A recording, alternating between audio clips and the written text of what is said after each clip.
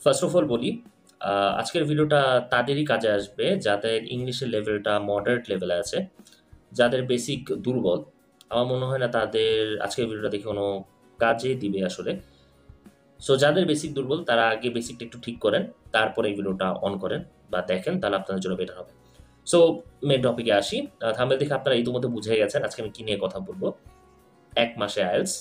হ্যাঁ, ১ মাসে আইএলটিএস প্রস্তুতি।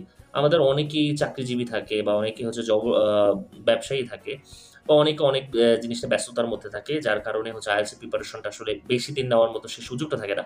তাদের জন্য আজকের ভিডিওটা খুব কার্যকর হতে যাচ্ছে আমার কাছে মনে হয়। সো আপনাদের যদি ১ মাস হাতে সময় থাকে, এই সময়ের মধ্যে আপনারা কিভাবে সর্বোচ্চ ইউটিলাইজ করতে পারবেন আপনাদের প্রিপারেশনের ক্ষেত্রে এবং আপনার ডিজায়ার স্কোরটা আপনি ১ মাসের প্রিপারেশনের মধ্যে আনতে পারবেন, সেই বিষয়ে আজকে আমি কথা বলব।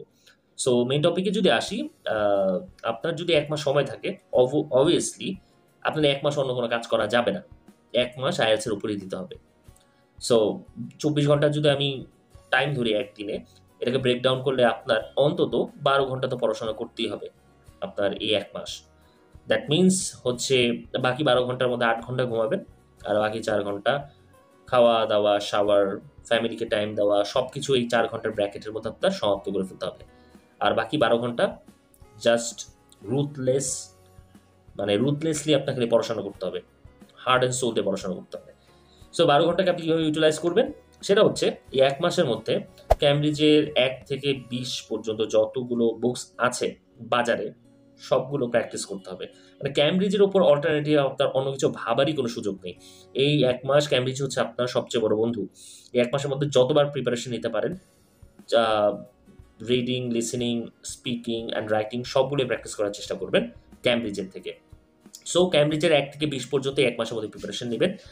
আর হচ্ছে রাইটিং এর ক্ষেত্রে আমি যদি বলি, রাইটিং এর ক্ষেত্রে অবশ্যই রাচেল মিচেলের বুকসটা ফলো করার চেষ্টা করবেন। করবেন কি, আমি আমার একটা ভিডিওতে রাইটিং নিয়ে রিসেন্টলি দিয়েছি, সেটাও দেখতে পারেন। আরো বেটার হবে রাইটিং এর ব্যাপারে। কিন্তু রাইটিং এর ক্ষেত্রে ক্যামব্রিজের যে পেছনে যে রাইটিং পার্ট 1, পার্ট 2 দেওয়া আছে, ওইটা প্রিপারেশন লেখার চেষ্টা করবেন প্রতিদিন। অন্তত ২ টো করে এসে এবং ২ টো করে পার্ট 1 লেখার চেষ্টা করবেন।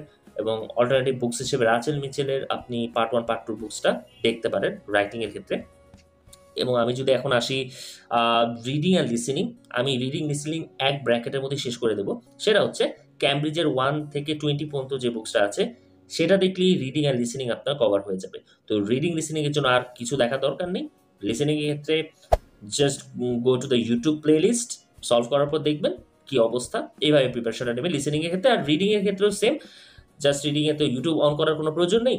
আপনি রিডিং এর প্রত্যেকটা প্যাসেজ হচ্ছে বা প্রত্যেকটা টেস্ট আপনি শেষ করবেন এবং পরে যে অ্যান্সার মিলাবেন কতটা হয়েছে। কিন্তু অবশ্যই রিডিং এর ক্ষেত্রে এই ১ মাস যতগুলো রিডিং প্র্যাকটিস করবেন, টাইমার অন করে প্র্যাকটিস করার চেষ্টা করবেন, যেন আপনি বুঝতে পারেন আপনার রিডিং শেষ করতে at the end of the day কতক্ষণ লাগছে। এখন যদি আসি স্পিকিং এর ক্ষেত্রে। স্পিকিং এর ক্ষেত্রে আপনি হচ্ছে আমার চ্যানেলে স্পিকিং রিলেটেড অনেকগুলো ভিডিও আছে। এর মধ্যে স্পিকিং এর জন্য আপনি একটা ওয়েবসাইট ফলো করবেন, সেটা হচ্ছে free for talk. Free for talk related tutorial related আমার ২ টো ভিডিও আছে ডেডিকেটেড, আমার চ্যানেলেই আছে। আপনারা দেখে নিতে পারেন।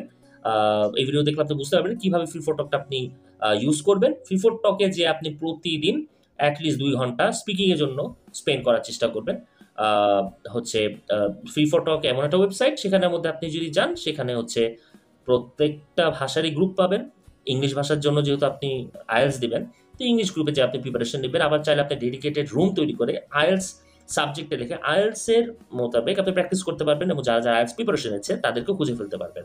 এছাড়া আপনার যদি ২-৩ টা বন্ধু থাকে, তাদের সাথে আপনি WhatsApp এও নিয়মিত IELTS এর আদলে প্রিপারেশন নিতে পারেন। কিন্তু অবশ্যই ২ ঘন্টা ব্র্যাকেটের মধ্যে আপনার প্রিপারেশন ডান করতে হবে। সো স্পিকিং এর জন্য এভাবে আপনি ১ মাস প্রিপারেশন নিবেন এবং ক্যামব্রিজ বুকস তো আছেই। সো এইভাবে ১ মাস আপনি যদি প্রিপারেশন নেন ১২ ঘন্টা করে প্রতিদিন, আই গেস আপনার ডিজায়ার করতে আপনি অবশ্যই পাবেন। অবশ্যই তুলতে পারবেন। কারণ এটা একটা প্রুভেন টেকনিকস। এইভাবে আসলে অনেকেই ফলো করে আসলে তাদের কাঙ্ক্ষিত রেজাল্টটা পেয়েছে এবং আমি আশা করি আপনারাও আপনাদের কাঙ্ক্ষিত ডিজায়ার স্কোরটি খুবই দ্রুত পেয়ে যাবেন। টাটা।